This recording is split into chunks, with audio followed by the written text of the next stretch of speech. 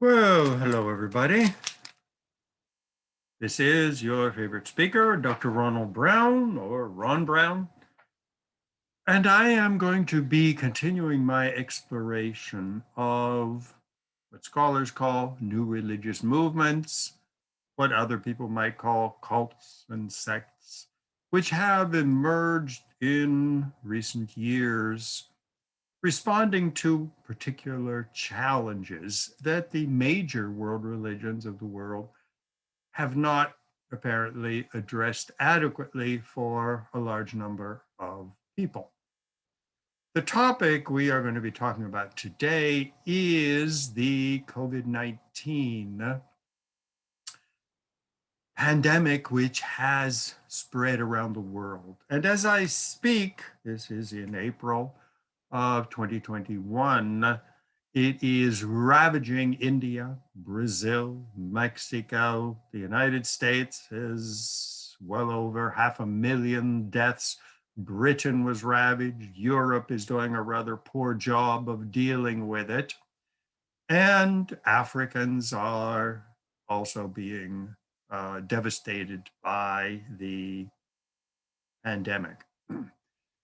So one of the religious groups, which interestingly emerged in Mexico, has achieved sort of an international reputation of dealing with COVID-19 from a religious perspective, is the cult of Santa Muerte. And here on the right, you see the book, The History, Rituals, and Magic of Our Lady of Holy Deaths, Santa Muerte, by Tracy Rowan. Now, religious movements tend to be rather elephantine in the sense that they are huge, they move slowly, but new religious movements, which a lot of people call cults and sects, can adapt. They're smaller, they see a situation, realize that other religions are not handling it, and they move in. Some of these new religious movements become major world religions. Others flourish for a short while and disappear. Today, we're going to be talking about the Santa Muerte. On the left is the outline. This is my usual way of presenting things, well organized. Talking about my first encounter with Santa Muerte when I was visiting Cancun in Mexico. And then the contrast I realized between Santa Muerte and the obsession in the West with science and prolonging life, disease such as COVID-19 as a terrible enemy to be vanquished. Number three, dealing with death in Mexico, a long history of a country ravaged by death. The reality of the death in Mexico today, continuation of the predominant preoccupation with death in Mexico. Then the history of Nuestra Señora de la Santa Muerte. Where did the cult come from? And then how it has developed from a marginal, small religious movement unknown to most people into a claimant to be a world religion. And then how the official Catholic Church in Mexico has responded to this emergence. So let's get going once again on our exploration. Well, those of you who have been following my videos for some time realize that when I travel, and I travel all the time, I stay not at the big Cancun hotels on the left, which everybody goes to, but I stay at small hostels where you can interact with all kinds of strange people. When I was there in January 2021. This is the Hostelito Mexican, where for $9 a night, I got a bunk bed in a dorm. On the right, you see me standing in the front. And so you see I have my mask because unlike most Mexicans, I was wearing masks. Well, The hostelito was very nice because, as you can see in the picture in the middle, it had that upper room above the main entrance, and it was a deck, and all kinds of interesting people would be sit there, and we would talk. And so I got to meet a lot of fascinating people in Cancun. Now, of course, the big hotels along the coast were largely empty. The tourist traps where you pay so much money for the flight, transportation in a limo, and all your meals are included and everything. Well, that's not my style of vacation, and most of those were empty. I was at my little hostelito. Well, Cancun, like most Mexican cities, during the ravages of the pandemic, was open for business. Whether it was the Cabe hostel, you can see in the upper left, and all the hostels have the double-decker bunk beds. The upper right shows the lounge area with kitchen facilities and everything. So for $9 a night, you could really have quite a nice vacation, go out to the grocery store and get your food rather than visiting the expensive hotels. And as you can see from the Hunter Bar in Cancun, it was party time, not a mask in sight. Mexico was a unique situation during the COVID-19. Well, on the deck, I met all kinds of interesting people. If you look at the graph on the right, you see that the industries the most severely affected by the COVID were leisure and hospitality, major unemployment, retail trade, wholesale, education, government workers, manufacturing, professional and business, construction, other services, and other industries. Massive unemployment. Well, imagine if you were a cruise ship worker and all the cruises were grounded. You suddenly found yourself, along with the sailors, isolated, no job, no income. And for most of these people who I ran into at the hostelito, it their salary was not as important as the tips, which really constituted the majority of their income. Snow and ski resorts and water ski instructors around the world had no jobs. They had no clients. Bar and restaurant workers, construction workers, no jobs. Teachers and writers actually could come to Mexico and live very well on a reduced income by doing, like I did, my classes online on Zoom. All of the Broadway dancers, artists, musicians, without a job, very little income. Hotel, resort, and store employees, no jobs, limited savings, a lot of young people with very little money. Some students manage to keep up with their studies by online. Well, why live in a dorm and eat in the cafeteria when you can go off to Mexico and live in a hostel for $9 a night, go to the grocery store and cook your food in the kitchen? Unemployed, kids, out of high school, not wanting to get into college, underemployed, very little income. All kinds of people hung out at the hostelito. I met one Quebec married couple. The husband ended up having a stroke while they were on vacation.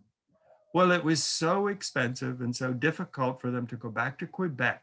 The wife told me that they would have to spend 2 weeks in a government approved hotel, have all their meals delivered to their rooms. They would spend thousands of dollars just to get back home. So they decided to stay in Mexico as the husband had stroke after stroke and gradually would eventually die. I met an Australian couple who said that because of the travel restrictions, and the cancellation of most of the flights out of Mexico, they would have to reserve a flight, and it would cost them each $10,000 just to return to Australia when their job had disappeared. So tens of thousands, if not hundreds of thousands of people were literally stranded in Cancun, as well as Mexico City, ZIPOLITE on the Pacific coast, Tulum, south of Cancun.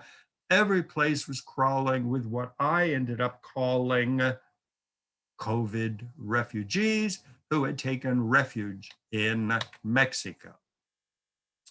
Even the press, NBC and BBC and CBS and all of these were commenting on the explosion of tourism in Mexico.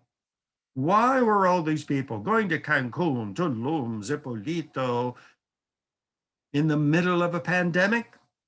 Life was cheap. They could enjoy themselves and avoid the ravages of the pandemic in the United States, Japan, Australia, South Africa, the United States, Canada. And so I was among one of the large number of COVID refugees in January 2021, which means it was my Touro College vacation. And so I decided to spend the month in Mexico. Well, the situation was dire for these people. They couldn't go back. Losing jobs, no income, canceled flights, and when they did return, if they could return, they had to get COVID tests. They had to be quarantined for 10, sometimes 14 days in a government-approved hotel. So they said, why even think of going home? Let's just stay in Mexico. Well, needless to say, in Cancun, now not among the big hotels, which were largely deserted, but in the Mexican side of town, where my little hostelito was located, literally turned into party time. All these young people, and like me, not so young people, dancing late into the night, drinking, smoking, doing everything possible, people having sex, the beaches were packed. It was party time. Well, it was rather surprising that all of these young people would be ignoring all of the rules, the laws, the restrictions of Western science and just having fun. Why? Why were these people going to Mexico? What was special about a Mexico which attracted them, that caused them not to worry about pandemic, not to worry about the virus, but just enjoy life? Whoop, wrong slide.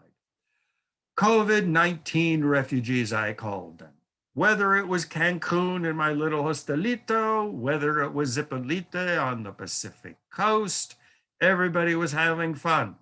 As you can see from Zipolite, I mean, not only were you not wearing a mask, but Zipolite is a clothing optional nudist beach and town. So you'd look sort of ridiculous walking around stark naked, but you had a mask on. So it was the kind of place where the rules, the laws, the restrictions, the theories of modern science were put aside, and a new approach ruled the beaches and the hostels of Mexico.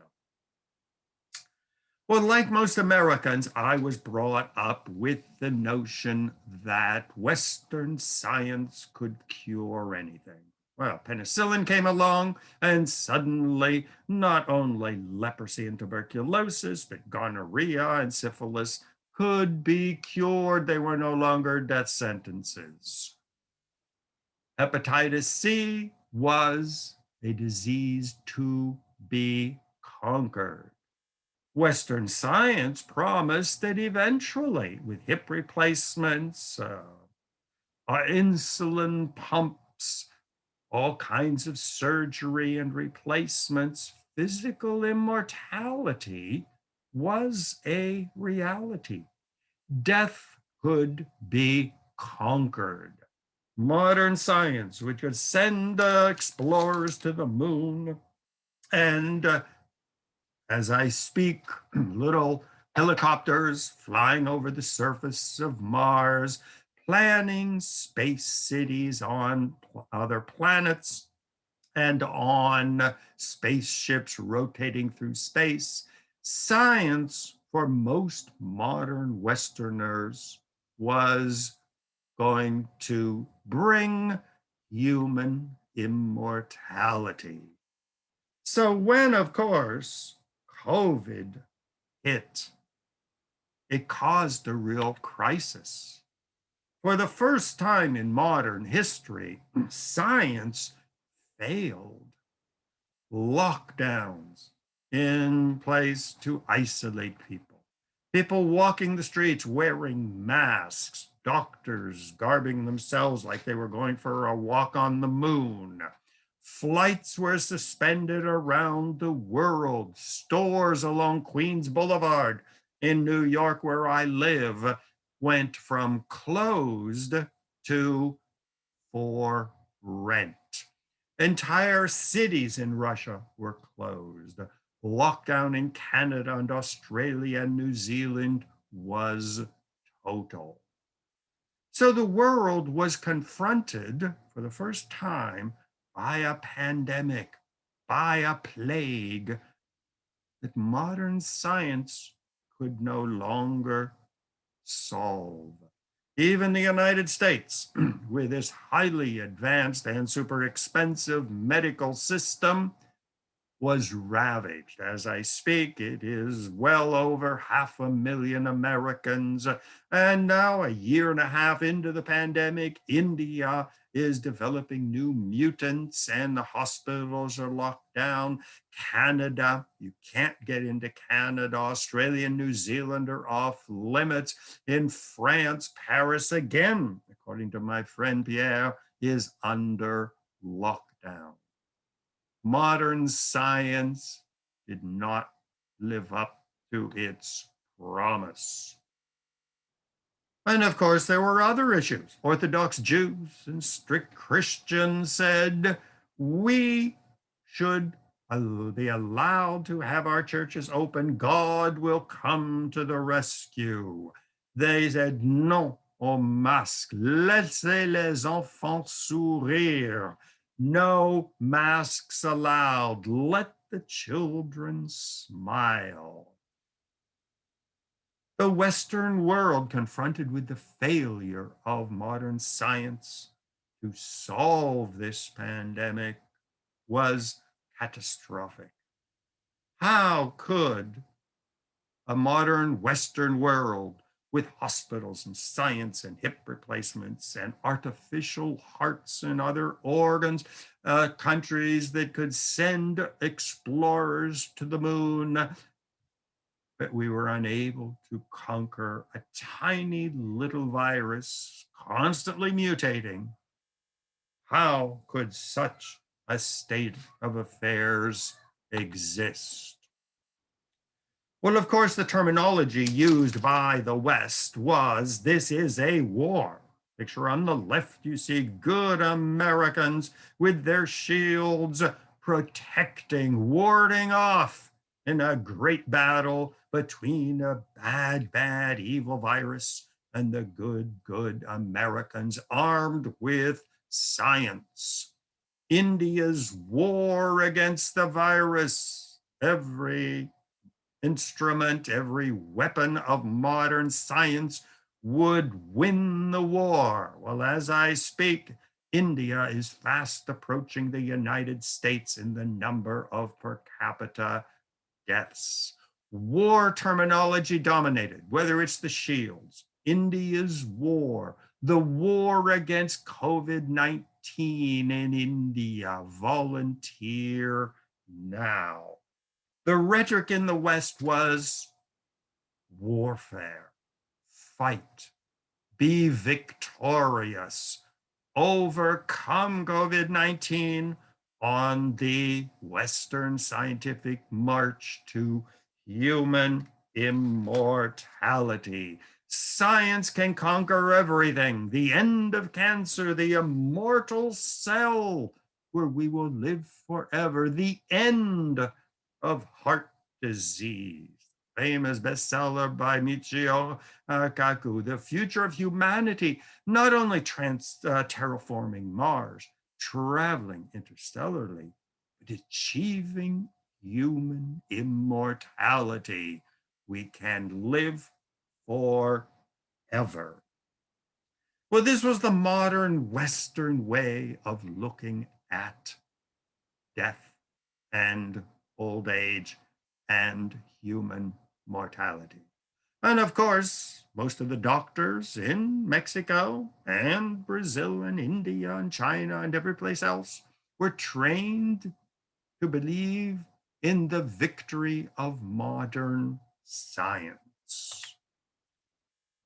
Well, as the COVID-19 ravaged Mexico, among other countries, the average person in the street who had no access to medical care, who came from a poor family that couldn't isolate, that came from a family that had never had a vaccine, these people resorted back to the ancient folk legends, the ancient myths, the ancient teachings of their Maya and Aztec ancestors. For thousands of years, the Mexicans had developed their unique theology of death. When you visit the ancient Aztec temples in Mexico and the Maya temples in the Yucatan and Guatemala, the first thing that impresses you is the multitude of skulls, like the one on the left. Death was omnipresent. The Aztecs had developed a theology that life, the continuation of life, required death. That when the priest sacrificed a man on a temple, tore out his beating heart, and spread the still warm blood over everybody in attendance, this was not the end of life, but it guaranteed the continuity of life. Even the famous Aztec baseball or football game in the big stadiums, which still dominate Mexican archaeological sites. The team that won the game was granted the right to be sacrificed so that their blood, the blood of the victors, would replenish the earth, would guarantee that the sun would rise every morning, that the lands would be fertile, that the women would have good, strong, healthy babies, that the king, the emperor, would rule and the land would prosper. So death was not something to be feared, to be hated, to be overcome. Death was necessary for the continuation of life. In fact, I can't pronounce it, but it's Mixtecacuatl was the goddess of death. Well, when you look at the picture on the left, you see the goddess of death surrounded by the skulls. But if you look at the picture on the right, we see she's not sitting, she is pregnant. Where death and the continuation of life are part of the great cosmic story of the continued human existence. Now, as I speak, I am here in my apartment, and I will hold up one of the examples of death which continue today until today in Mexico, where you see a mariachi band in this little plastic case, but they are all skeletons with their guitars, their big hats, their uniforms, singing and dancing, but they are all skeletons. And so in Mexico, this intermingling of life and death, interdependence of life and death are part and parcel of the Mexican traditional folk theology of life and death. Well, the Aztec ceremonies, in which sometimes thousands of captured soldiers and other people would be sacrificed to guarantee the continued prosperity of the Aztec Empire, blended very easily with the arrival of the Spanish and the forced conversion of the Mexicans. Because the Catholics, as you can see in the picture, are all holding up a crucifix showing the dead Jesus on a cross. Well, we all know what happened. Jesus was crucified Good Friday, and what happened on Easter Sunday? He came back to life. Life and death merge in both the Aztec worldview and the Catholic theological view. Painting on the right is by Diego Rivera, and Diego Rivera and his wife Frida Kahlo painted innumerable examples of the dead mingling with the living. Well, the Spanish conquista of Mexico brought even more death to the Mexicans, once again reaffirming the centrality of life and death to the Mexican world view. Not only did the Spanish conquer the great Aztec and Maya and Inca empires of South America, but these Europeans brought an even deadlier weapon. These were the diseases that most Europeans had developed a resistance to. Influenza, mumps, smallpox, measles, cholera, typhus, malaria. These ravaged the Mexican population. And in fact, in artwork by priests and local Mexicans, the progression of the diseases, which killed, many people say, up to half of the population of Mexico, once again made death central to the Mexican experience. Now, of course, this continues, whether it's warfare and the many civil wars, the genocide of various tribes, and today crime, drugs, AIDS, and new diseases such as dengue fever, and now COVID-19, simply reaffirmed that for the masses of Mexicans, life is part of death, and death is part of life. So the Aztec centrality of death and death rituals and death beliefs merged almost seamlessly with that of the Catholic Church. This is called syncretism, when two religions merge. We see that with Constantine the Great, who took the teachings of Jesus, which were on the verge of dying out, blended them with Roman and Greek theology and teaching, and created what eventually became the Greek Orthodox and the Roman Catholic Church. Islam absorbed the teachings of Zoroastrianism, of Christianity, and of Judaism, and created a new religion of Islam.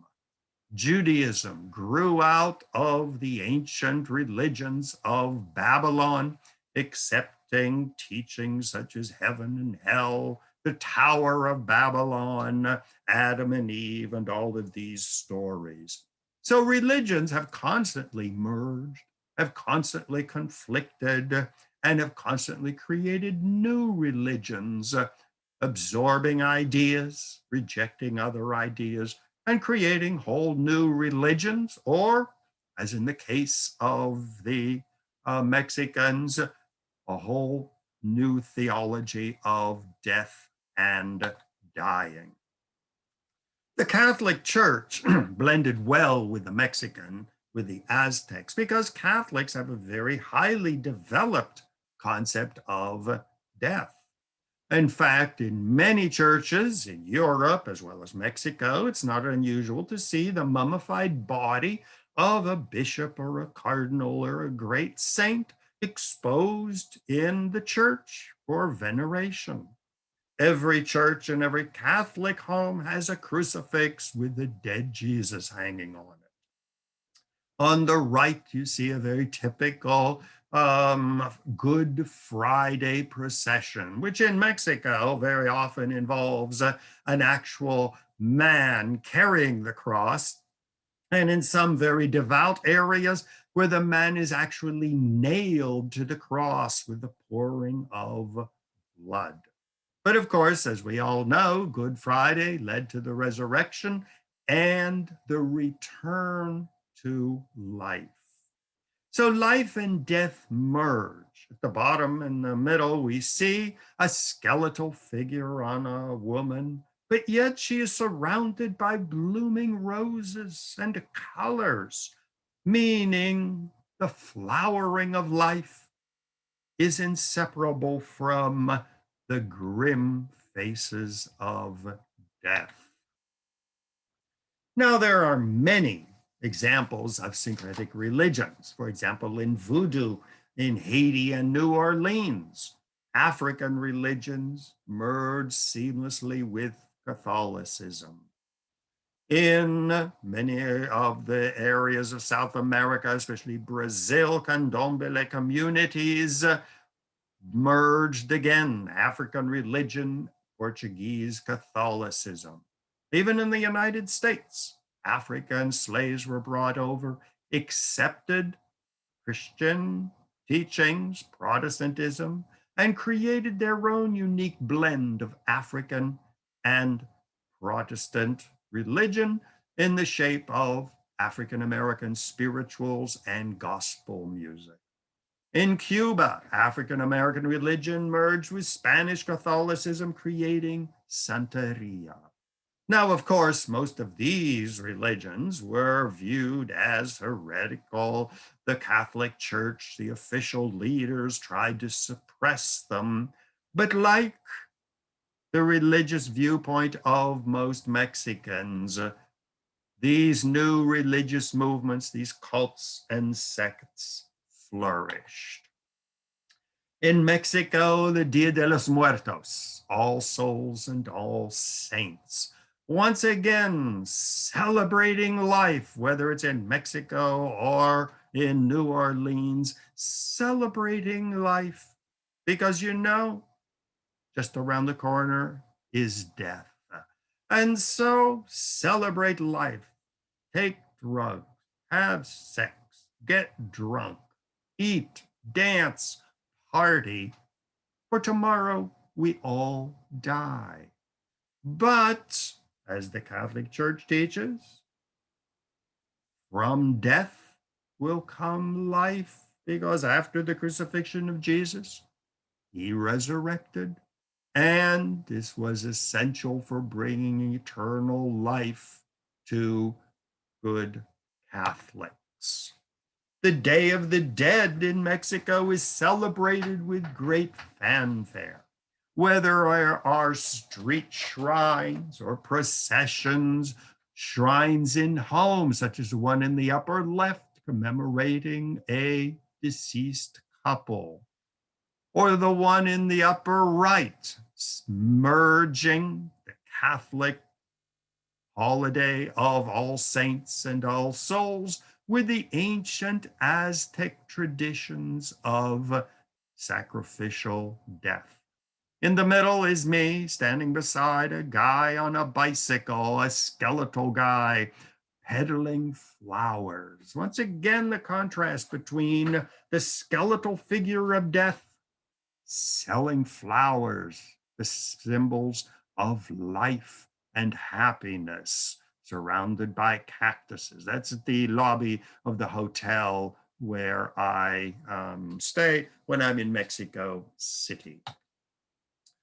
On the Day of the Dead, Mexicans celebrate death by going to the cemeteries where they honor their ancestors, the recently departed members of the family. And God forbid that you should go to the cemetery and not have your grandfather's favorite cigar or his favorite bottle of tequila.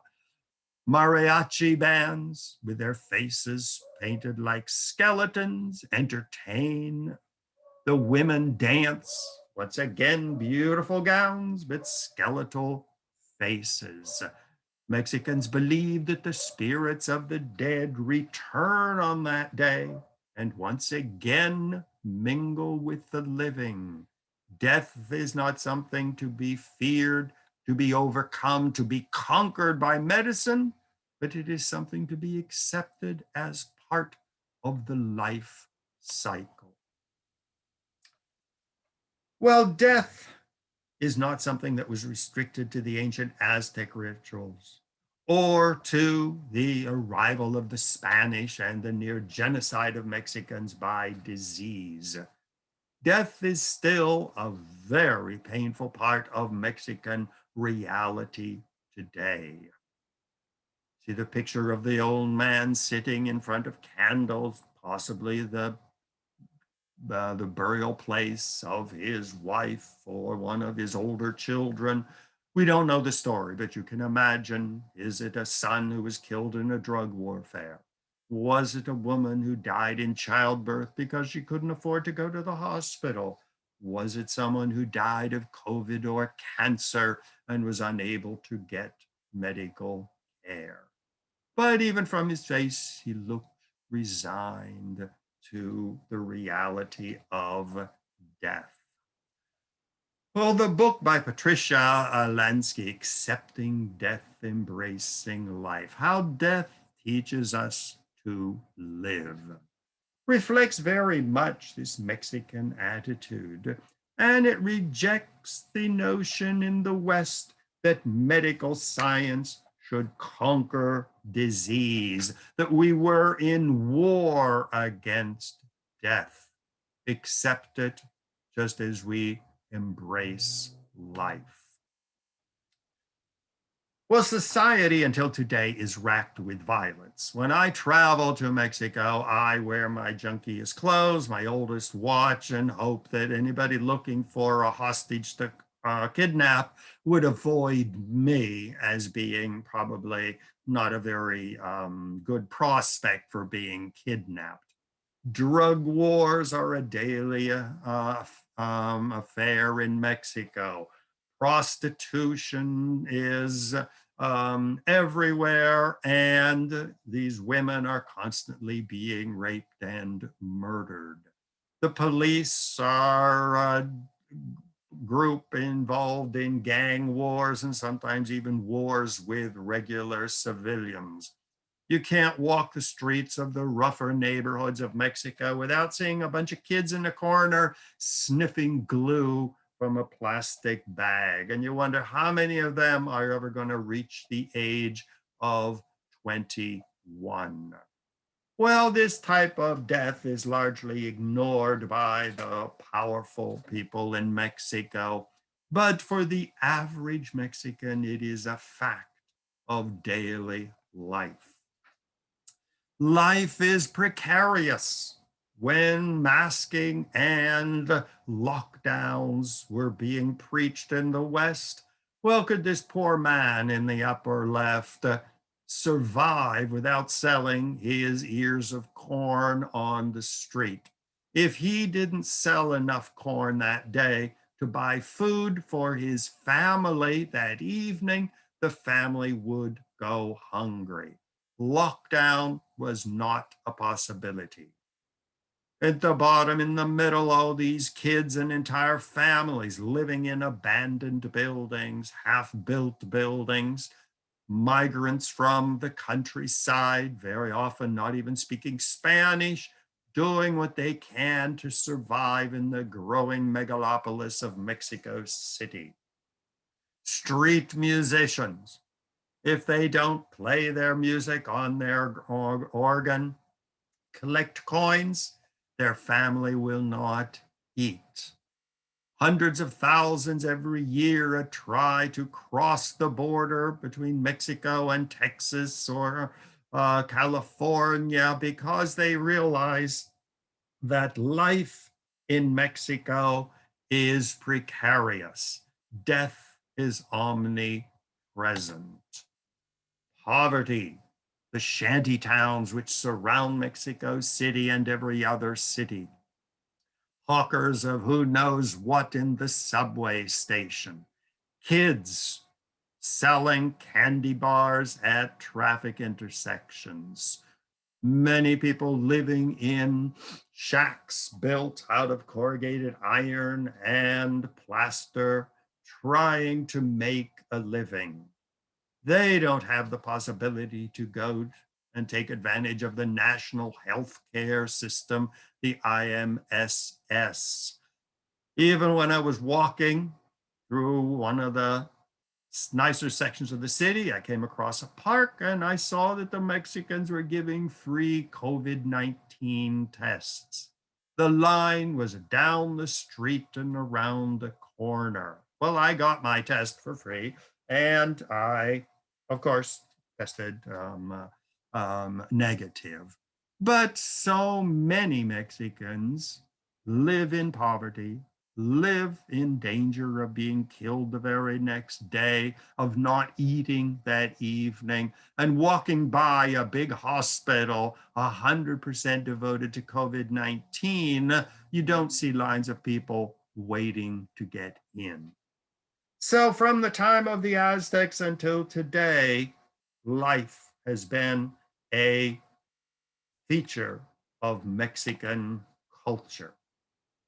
Many people until today cannot afford to go to a doctor or a hospital. They go to the curanderos or the curers who use all kinds of Aztec and folk remedies to cure you of every ailment possible. I love the sign on the left where it says Botanica Oaxaca, where you see all kinds of magic and ritual objects in the store window. But right beside it, you see an advertisement for T-Mobile, the most advanced cell phone. So it was not at all unusual to see people waiting to see a folk curer but jabbering on their cell phone a mile a minute. The clash between the ancient world of the Aztecs and the modern world of cell phone and internet. Well, into this reality and history of Mexico came Nuestra Señora de la Santa Muerte, or Our Lady of the Holy Death. Since death was a reality that you couldn't resist, you couldn't do anything against, and the majority of the Mexicans accepted it. The Aztecs were sacrificed to replenish the earth, to bring the rains for the rainy season, to protect the Aztec and Maya empires from their enemies. Well, this cult of death as necessary for the continuation of life grew into the cult, which we say, of the Santa Muerte. It began with statues that you see on the right in Botanicas, selling a statue of Holy Death, street corner shrines where people leave a dollar bill or some cigars or light a candle, where certain women, predominantly the curanderas, would claim to have power to protect against disease and to ease the transition from life to death. The adepts, the followers of Santa Muerta, which is usually presented as, is always presented as a woman with her scythe to bring death, surrounded by statues, a skeletal face, but very often surrounded by flowers, the signs of new life. This was a religious cult not approved by the Catholic Church and very often persecuted by the government, but it was a cult of those most in danger of death. People on the margins of society, poor and unemployed, who were worrying about every meal. Refugees fleeing from Mexico to the United States and risking death. Homeless, barely able to survive in the giant growing metropolis of Mexico City. Gays and prostitutes, constant victims of crime. Mentally ill and sick, who still roam the streets with no medical care. Nurses and health workers appealed to Santa Muerta to protect them from an early death. And especially with the rise of COVID-19, nurses and health workers were frontline workers going to the hospital, hoping to be protected from the virus that half of the people in the hospital were carrying. Bartenders and waiters, taxi drivers and cleaners, constantly coming into contact with thousands of people, fearful of death. Single mothers and orphans, not well looked upon in Mexico, also appealed to Nuestra Señora de la Santa Muerta to protect them. This sort of marginal cult really blossomed into a major religious movement with the rise of the COVID-19 pandemic. Many people made masks, such as Santa Muerta in the middle, showing Santa Muerta on one side. At the bottom, you see the blending of Santa Muerta, the saint of death, but holding a Catholic rosary bead. Holy cards would be given out, such as the one on the upper left, where Santa Muerta says, I pray that the coronavirus will not knock on the door of my house and my family, that your sacred blood will protect us. The bottom right, in the Botanicas across Mexico and in Mexican areas of North America, the candles, prayers, statues of Santa Muerta have become more and more prominent. On the streets of Mexico City, you see the masks once again featuring the skeletal outlines of people. You see them with Santa Muerta, and many of them are handmade by Mexican housewives, where they sell them individually on the streets. Once again, appealing to this ancient marginal cult of Santa Muerta to come to the aid of Mexicans in the modern age of COVID-19. Here we see in a Botanica, a herbal magic shop. You see the candle of Santa Muerta, which you would light and read the prayer. You see statues holding up flowers In the background, you see the crucifix. Once again, the blending of popular folk religion with traditional Catholicism. Prayer cards read things like Santa Muerte, Lady of the Light. Before God and before you I kneel, so that you intercede for me and for the entire world, to eliminate all evil, virus or bacteria. Cleanse with your purifying mantle. Lady, listen to my pleas. Help and give bread and shelter to those who need it, and seek in you strength. Lady of the end times, protect us so that we are not infected and do not infect those we love. Sweep COVID-19 away from our path and grant us shelter, food, and support. I ask you to never fail me. Amen.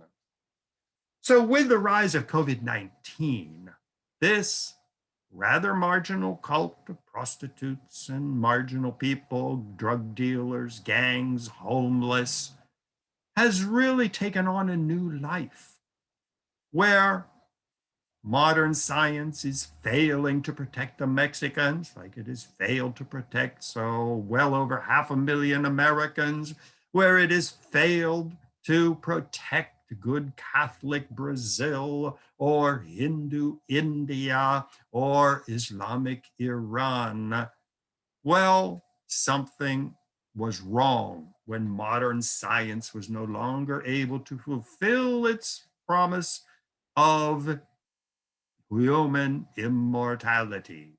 So to fill this lack of teaching, the cult of Our Lady of the Holy Death has come into the future and is offering an answer. Well, every new religious movement, of course, has to have a holy book. So they had the elaboration of La Santa Biblia de la Santa Muerta, where, like Judaism, like Islam, like Christianity, there is now a Bible of sacred teachings, rituals.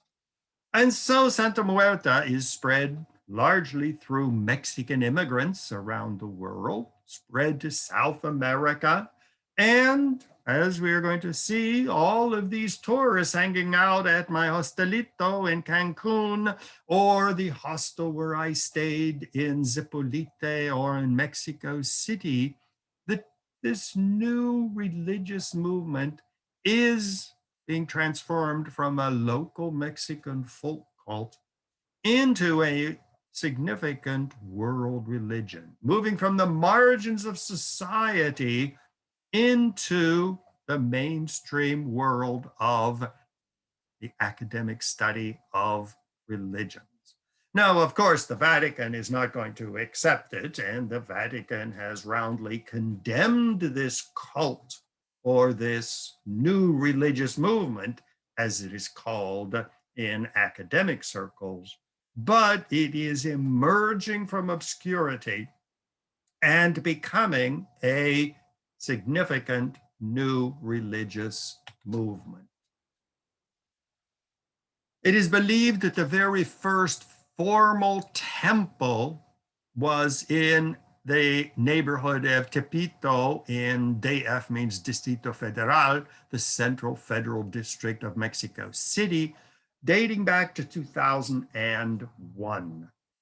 Now, it emerged first among the marginal, drug dealers, criminals, prostitutes, gays and lesbians, homeless people, migrants, where it emerged as a shrine. So you can imagine these two guys on the left going to the shrine, where you see the Lady of Holy Death, the skeletal face, but nicely dressed, surrounded by flowers, not black cloth and mourning, but white. The two guys are holding statues. They put their hands on the glass and hope that the lady will bless the statues, which they are going to have in their homes. On the right, you see seen outside in Tepito. And you can look at the background buildings to see this is a dangerous neighborhood where death is part of your daily life, whether it is shootings or kidnappings or drug overdoses or criminals. It is part of life. Look at the building behind it. What looks like a shack on the top roof with all of the metal sheeting and stuff is probably the home of a Mexican migrant family from a rural area doing what they can to survive in a very violent and dangerous city. My friend Hector told me, do not go to Tepito because if I walk in as a Westerner, they will assume I'm either there to buy drugs or to sell something, or I would put myself up to being kidnapped and held for ransom. In spite of my messy clothes and cheap plastic watch, still any gringo is open season. Well, beginning with the first formal temples, more and more practitioners of the cult began to emerge. This was the shrine in Cancun. Santa Muerte Curandera. Curandera is a curing person, sometimes called a witch, and her name is Yuri Mendez. And she had her own shrine in her living room with statues where people would come to visit. She had little outdoor shrines, such as the one on the right. And you can see this is a relatively new shrine. She's a young woman. This is not thousands of years old, but the modern revival and spread of the cult of holy death. Once again, you see the statues of the dead on the floor. You see the skulls, which could be very traditional. Day of the Dead in the background. You see the Catholic crucifix, sort of the blending of Aztec, Spanish colonial Catholicism, and the modern world. In front of her shrine is what she calls a fertility pool, once again signifying the statue of Lady Death ruling over a fertility pool where life and death are intermingled. Now, in the middle, you see a young girl who's definitely not Mexican visiting the shrine. In places like Cancun and ZIPOLITE and Mexico City, so many COVID refugees have discovered this cult. Many of them, when they have gone back to Denmark or Australia or Canada, or whenever they do plan to go back, they will take this approach to life and death with them. I've heard stories that they've already opened shrines in Berlin, in Denmark, and in Australia by people who were stranded or possibly are still stranded, but plan to go back to their homes whenever travel is possible. On the right, you see another shrine with the candles, with Catholic symbols, paintings.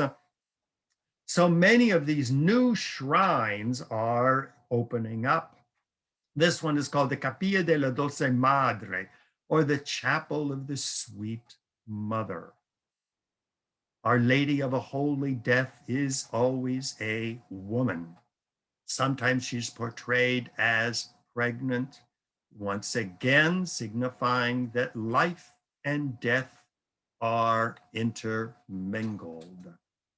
This is a chapel which I visited, actually a church in Mexico City. And it is very interesting because it is officiated over by a Catholic priest who has been defrocked or kicked out of the Catholic Church because he has realized the importance and the role that the veneration of Holy Death plays in modern Mexican society. So the big archway on the left is actually the Catholic Church. You see the monstrance up at the top, sunburst with the host, which Catholics believe is the body and blood of Jesus contained in the bread piece. I was there for Sunday Mass. The church was filled with people. You look at the altar behind the railing. On the right, you see a little shrine containing baby dolls and baby clothes. But to the left of that shrine, you see Holy Death, showing that death and new life mingle. Now, behind Holy Death, you see the American flag, because the cult of Holy Death has become global. So many Mexicans are migrating to the United States, Canada, and even Europe, taking this religious tradition with them. Now, the archway on the right, where you see the lady standing there pulling up her pants, that is a separate shrine, which you see a picture on the right. So the Catholic Church is under the main arch, but to the right is another shrine, and that is devoted exclusively to the Lady of Holy Death. And when I would be sitting there during the Mass on Sunday, I would see a group of people coming in, like the couple you see on the right. They would come up. Sometimes they would have a statue which they wanted blessed, or a candle, or they would leave an offering. They would ring the bell 3 times to attract the attention of Our Lady of Holy Death. They would say a prayer. Sometimes they wouldn't even stay for Mass. But you saw sort of the parallel religious traditions. One very Catholic, although not approved by the Roman Catholic authorities of Mexico, and the one on the right, which is a traditional altar. But once again, look at Our Lady of Holy Death, dressed in beautiful blue clothing, but her face is a skeleton, but yet surrounded by flowers and by new life. Here on the left, we see a close-up of the crucifix, the American flag, statue of Holy Death, and all of the baby clothes and baby toys above it. Below that is the courtyard outside the church, where you can see a statue of Holy Muerte and candles inside a glass cage with a skull painted on the background.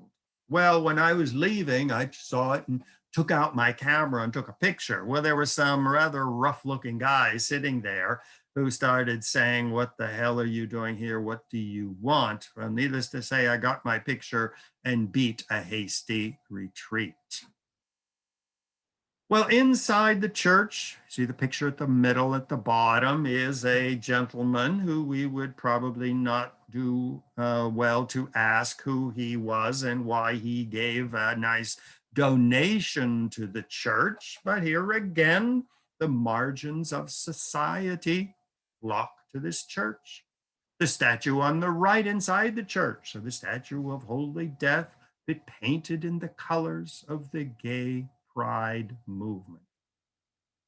Just down the street, as I was leaving in a hurry from the church before the guys caught up with me, I came across just a newly raised statue of Our Lady of Holy Death on a street corner, where you see people were giving flowers and making donations to the church or to the statue.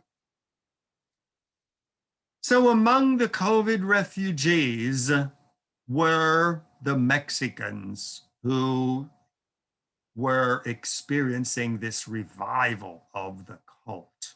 Because if these people on the left picture don't sell hats or their trinkets to enough degree to make money to feed their family, they will not live the night, or they will go to bed hungry. Kids need uniforms if they even hope to go to school. On the right, you see a guy selling hamburgers and French fries and whatnot. No mask in sight, but he knows full well that if he doesn't sell enough hamburgers that day, his family will probably go hungry, or he won't be able to pay rent if he pays rent on his apartment. The mass migration of Mexicans to places like New York City have brought the cult with them. I live right near Jackson Heights, near in the Elmhurst neighborhood. The Elmhurst Hospital, which you see on the right, was ground zero for the first wave of COVID-19 in New York City. More people died at my hospital than died in any other hospital in the United States. Elmhurst and Jackson Heights are heavily populated by Hispanics, predominantly Mexican. And so there has been a growing influence among many of these Mexicans who are illegals, who are afraid to go to the hospital or even a doctor, or even call a morgue when someone in their family dies. So you see the picture on the left, flowers being sold at Jackson Heights florist.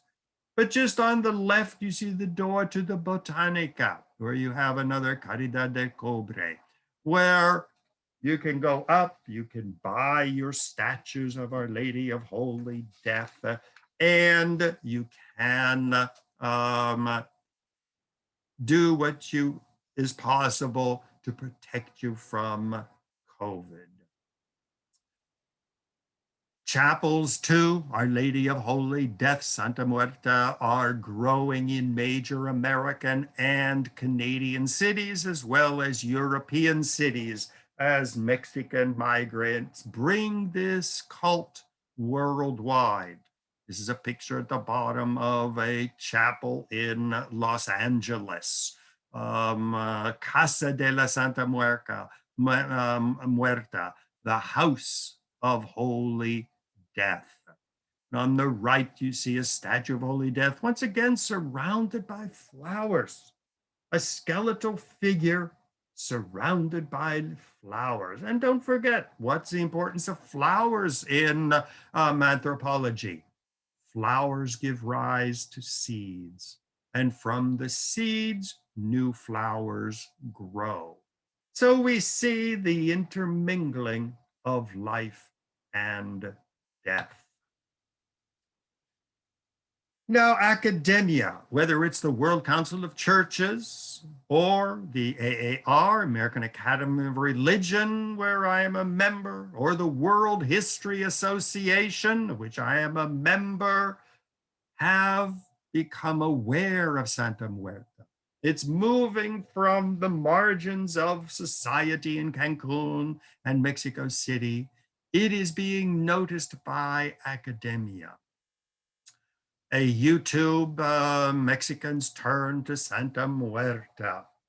You see articles and references being made in the New York Times, the Wall Street Journal, and many other academic and professional organizations and periodicals are beginning to notice this new religious movement, which presents a totally different approach to death and dying. We have the Welcome to International Santa Muerte website, which has podcasts, which advertises the chapels, one in New Orleans with its website. BBC News has run broadcasts on it. And on July 2021, in just a couple of months, I will be giving a talk at the World History Association titled Among the COVID Refugees in Cancun. So it is being noticed, and I am part of bringing this new religious movement to world and global attention. Tracy Rowland's book in English, The History, Rituals, and Magic of Our Lady of Holy Death, is another sign of this movement transcending the Mexican and Spanish language world and attracting a global education. Miracles of Death, the Santa Muerte cult in Mexico, another book and website. And you see the Rijksuniversiteit in Groningen in Holland sponsoring a symposium on reflections on the first academic conference on Santa Muerte, where scholars are taking note of this new and growing religious movement. A plethora of books, no longer just in Spanish, but in English. Santa Muerte, Devoted to Death, the Skeletal Saint. Thomas Power, La Santa Muerte, Unearthing the Magic and Mysticism of Death. The Santa Muerte by Baba Javid, a brief introduction, once again, spreading knowledge of it. In fact, Andrew Chestnut's book and writings, in one of his interviews, he wrote that Santa Muerte was the fastest growing new religious movement in North America and throughout the Americas. Now, this is an example of what I call people's religion. New religious movements which emerge at the bottom of society and either die out or linger or grow into new religious movements. We can't forget that Christianity began as a marginal, persecuted religious movement in Palestine that was viciously persecuted by both the Romans and the Jews, but yet it emerged to become one of the great world religions, going from a marginal cult to a respectable world religions. Even in Judaism, folk religion, Jewish magic and superstition is enjoying a revival. Pentecostal Christians rediscovered the long forgotten and lost mystery of speaking in tongues, infusing the Pentecostal movement with a whole new religious vitality. African traditional religions. I spent a summer in Senegal studying the Mourids that through migration have now gone from being a minor isolated branch of Islam in Senegal to becoming a major world religion. Many people are rediscovering fairy mythology, folk stories, folk religion, and are bringing these to attention. Once again, realizing that the main religions of the world are not addressing the issues of the modern world. We look at the chart on the left, the rise and fall of religiosity in the United States, where after the flowering of American houses of worship following World War II, there has been a steady decline of people who no longer identify themselves with any religion at all. When we look at the religions which are growing, anticipated growth, Islam, mass increase of 70% between 2015 and 2060. Christians, 34% growth, Hindus, 27, Jews, 15, folk religions, 5, Buddhism, -7. But what is significant in this statistic is when they say Muslims, Christians, Hindus, and Jews are growing and will grow, the growth is not from the major denominations, such as Roman Catholics and Lutherans and Episcopalians.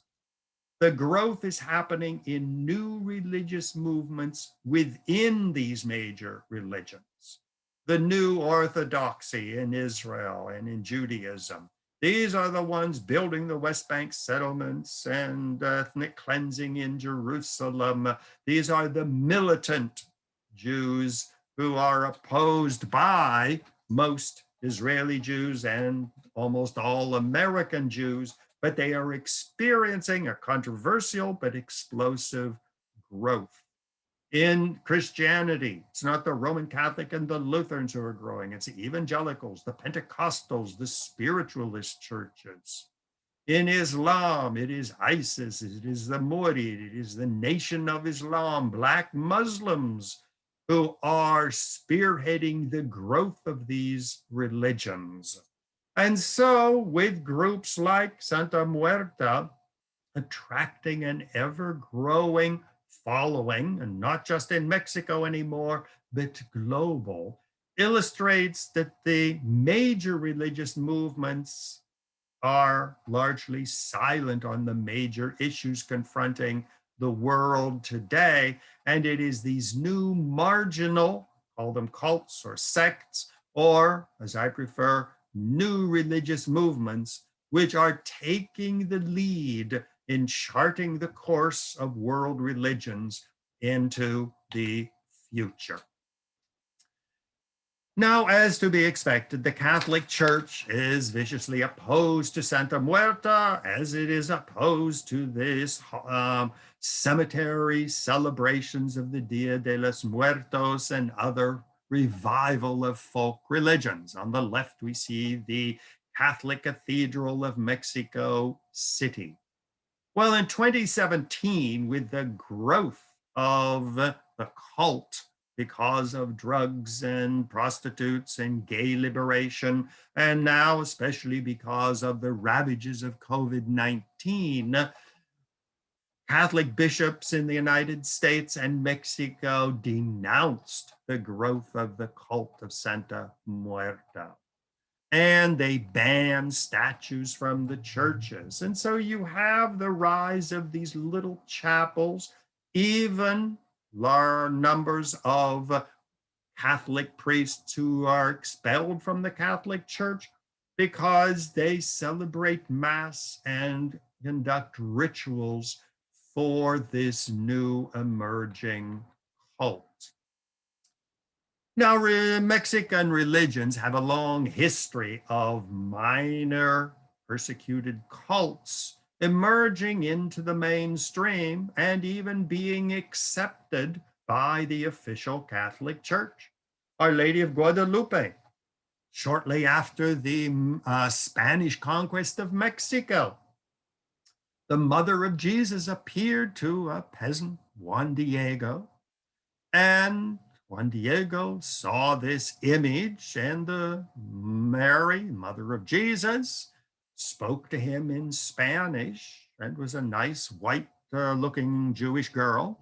Well, Juan Diego responded in Nahuatl, the language of the Aztecs, and said, "I don't know who you are, lady, and I don't speak your language."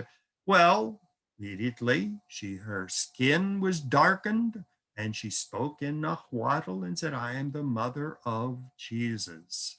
And here again, you saw the merging of the Aztec religion, because she appeared at a ruined temple of an Aztec goddess of fertility, the merging of Aztec religion and Catholicism. Well, this was viewed with suspicion by the Mexican Catholic Church. It was adopted by the Cristeros as one of their symbols of true Mexican Catholicism. And eventually it was adopted as the symbol of Mexican Catholicism, the blending of Aztec and Spanish Catholic religion. So you see statues of Our Lady of Guadalupe on street corners, inside churches, and all over in Mexico. Now, of course, there are the evangelical Protestants who reject any type of merging of Aztec religion with Catholicism. They say if it's not in the Bible, it's not Christian. So most of the evangelicals reject Our Lady of Guadalupe as they reject Nuestra Señora, Santa Muerte. They reject both of these, but yet both Our Lady of Guadalupe and Santa Muerte have taken deep root in popular Mexican culture. This is the breakaway church, which I visited, where certain Catholic priests were either expelled or broke with the Catholic Church, and they celebrate the traditional Catholic Mass for the Santa Muerte movement. Today, this is called the Iglesia Católica Apostólica Tradicional, the traditional apostolic Catholic Church, which is well established in both Mexico and the United States. It was legalized in 2003 in Mexico. And on the right, you see the National Sanctuary, which is what I visited in Mexico City. And so you see a Catholic priest, a renegade, rogue Catholic priest, but yet celebrating Mass. And beside him is the statue of Holy Death. What is interesting in the facade of the church, where you see on the left side a traditional statue of Jesus of the Sacred Heart, but on the right side in the next window, you see Santa Muerte, the merging of Catholicism with Santa Muerte. So the Santa Muerte tradition is an example of the continuity of religions. Religions don't die. They merge with other religions and they survive. The gods and the architecture and the music and the language of the ancient pagan Romans did not die. It blended with the teachings of Jesus of Palestine and became the Catholic Church, the Roman Catholic Church. Just as ancient religions of Babylon did not die, they merged with the teachings of Abraham and created what is today the book of Genesis, where they talk about the Tower of Babel in Babylon. The stories of Adam and Eve and Noah and the flood are all ancient pagan Babylon legends, which were incorporated into Judaism. Just as Christianity absorbed large elements of ancient Rome and ancient Greece and Judaism and created a new religion. So religions continue. And in Santa Muerte, you see the continuation of the Indian, Aztec, and Maya religions, blending with Catholicism, incorporating the history of death and genocide and disease in Mexico to create a whole new religious tradition. On the left, you see the Cathedral of Mexico City with a woman taking a break from performing Aztec rituals. In the upper right, you see the Basilica of Our Lady of Guadalupe, the new one on the left, the old one on the right, with a group of Mexicans performing ancient Aztec rituals in front of the church. Even the Mexican flag shows the continuity of religions. In the middle, you see the eagle perched on a cactus with a rattlesnake in its mouth. This evokes the ancient Aztec legend that they would be destined to roam the lands of North America until they come across an eagle perched on a cactus with a rattlesnake in its mouth. Then they would know where is their promised land and that they were the chosen people of God. Here again, an ancient pagan legend, but yet still the symbol of the modern state of Mexico today. Well, that brings us to an end of another exciting exploration on the many shapes that religion is taking in the 21st century. There's me on the left. You can see I was there during the pandemic. My mask is on. The room upstairs where I met so many of the fascinating COVID refugees who were not only taking refuge in Mexico, but being exposed to this exciting new religious tradition, and many of them taking it back to their homelands when they go back to Canada or Denmark or Germany or Australia. Once again, that's me on the right, getting my COVID shot at one of the pop-up clinics in Mexico City, which, as I speak in April of 2021, is still one of the hotbeds of the pandemic.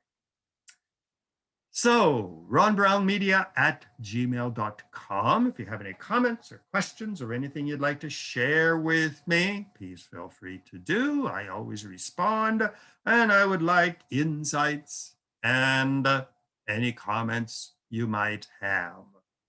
So once again, this is Ron Brown, your favorite speaker, with my mariachi band of skeletons among my many collections of Mexican Day of the Dead and other folk religious artifacts. So once again, thank you very much for joining me today. And I hope to hear from you in the future for another exciting excursion into religion in the 21st century. So, Ron Brown again, logging off. Thank you very much.